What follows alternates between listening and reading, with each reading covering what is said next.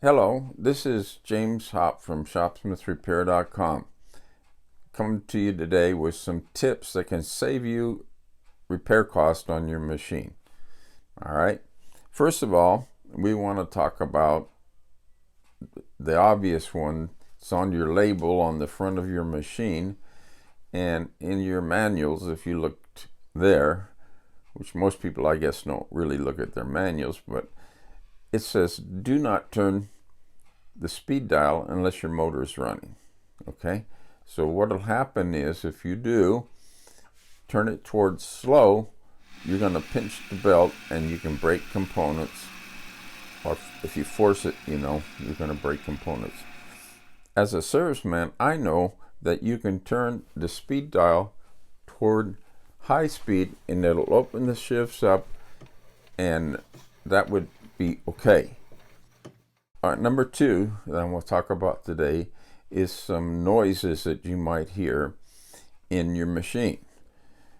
If it's squealing or you hear metal against metal or metal grinding, you want to stop and investigate. Do not continue to run your machine, as it can really run your repair cost up. All right, these parts like the control shift and the speed control assembly are very expensive.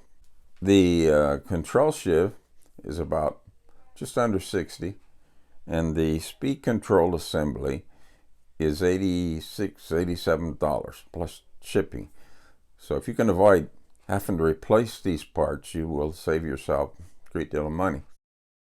All right, so let's take a look at these two parts that I'm talking about. The control shift, first of all, this is one that the bearing froze up on. You can see the bearing here. It's not turning, just running metal against metal. In your machine, you're going to find that this is your control shift, and this is the quadrant of your speed control assembly. And you can see that when they rub metal against metal, that both parts get worn out. And that's what's causing the noise or the squealing that you want to avoid. All right, so the next item that I want to talk about is your motor just humming when you turn it on. And we've had a couple of motors recently where the winding was burned out or smoked. And that's a problem because the motor is over $400 plus shipping. So that's without the sheaves. If you've never heard this sound, you'll be surprised because nothing's going to turn. I mean, the motor's not going to turn. It just sits there and hums. And that's a danger sign. It's a big warning sign. So you don't want to damage your motor. Turn it off right away. Send it in for repair. Why do we do repairs the way we do? For example, why do I change or check the bearings in your motor? I don't just leave it running or send it out, because in doing so, you can have an extensive repair cost. And I'm here to avoid you having a lot of repair costs in the future by changing parts that need to be changed.